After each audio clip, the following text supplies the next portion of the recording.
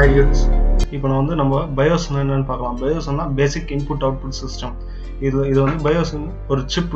இதை வந்து உங்க கம்ப்யூட்டர்ல வந்து பிளேஸ் பண்ணியிருப்பாங்க. இந்த சிப்ல வந்து ஒரு சில கோட்ஸ் வந்து டைப் பண்ணி வச்சிருப்பாங்க. அந்த கோட் என்ன பண்ணும்னா அதுதான் வந்து உங்க PC வந்து ரன் பண்ண வைக்கும். நீங்க வந்து கம்ப்யூட்டர் ஸ்டார்ட் பண்ணோடனே ஃபர்ஸ்ட் BIOS தான் ரன் ஆகும். அது வந்து உங்களோட ஹார்ட்வேர் காம்போனன்ட்ஸ் ப்ளஸ் உங்களோட டிரைவர்ஸ் எல்லாமே செக் பண்ணிட்டு நெக்ஸ்ட் தான் OS வந்து ஸ்டார்ட் ஆகும்.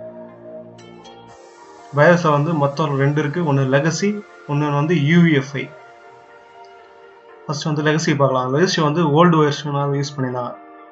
நேர்லி லெகசி வந்து 25 இயர்ஸாக யூஸ் பண்ணியிருந்தாங்க. லெகசிங்க பார்த்தீங்கன்னா ஒரு சில லிமிடேஷன்ஸ் எல்லாம் இருக்குது. அதை ஓவர் கம் பண்ண தான் UEFI யூஸ் பண்ணுறாங்க. UEFIனா யூனிஃபைடு எக்ஸ்டென்சிபிள் ஃபிர்ம்வேர் இன்டர்ஃபேஸ். இப்போ வந்து நம்ம வந்து லெகசி BIOSக்கும் UEFI BIOSக்கும் டிஃப்ரென்ஸ் பார்க்கலாம். லெகசி இது வந்து 16-bit ப்ராசஸர் தான் சப்போர்ட் பண்ணும். அதே மாதிரி அதோட சைஸ் பார்த்தீங்கன்னா வெறும் 1 MB மட்டும்தான் இருக்கும். 1 MB மட்டும்தான் உங்களால் ப்ரோக்ராம் பண்ண முடியும். அதே பார்த்தீங்கன்னா MBR மட்டும்தான் யூஸ் பண்ணுவோம். MBRல அப் டு 2 TB மட்டும்தான் உங்களால் ஆக்சஸ் பண்ண முடியும். அதுக்கு மேலே இருந்துச்சுன்னா உங்களால் வந்து ஆக்சஸ் பண்ண முடியாது. இது வந்து வெறும் ப்ளூ ஸ்க்ரீன் மட்டும்தான் சப்போர்ட் பண்ணுவோம். நீங்கள் எப்பயாச்சும் OS போடும்போது பார்க்கலாம். பூட் மெனுக்குள்ளே போனீங்கன்னா வெறும் ப்ளூ ஸ்க்ரீன் மட்டும்தான் இருக்கும். அதே நீங்கள் பார்த்தீங்கன்னா UEFI பார்த்தீங்கன்னா இது வந்து 32-bit operating system as well as 64-bit operating system ரெண்டுமே சப்போர்ட் ஆகும்.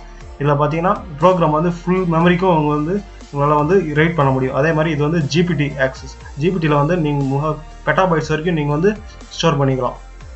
இது வந்து கிராஃபிக்கல் மோடுக்கு வந்து சப்போர்ட் பண்ணும். அதே மாதிரி இது வந்து செக்யூர்.